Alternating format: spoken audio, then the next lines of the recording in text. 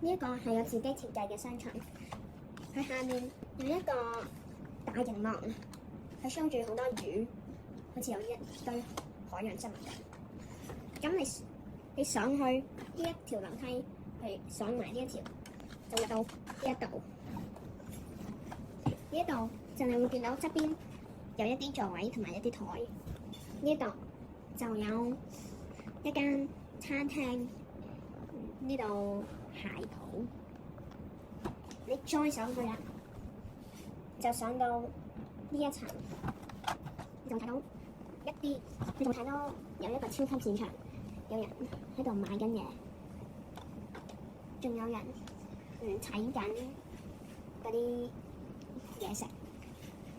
咁最上面啊，你就可以用呢一個嚟擒上去，咁就會有呢一個熱狗店啦。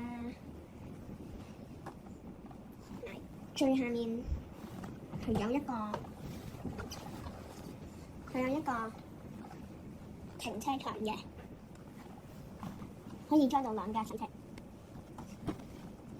我嘅分享到此為止，多謝。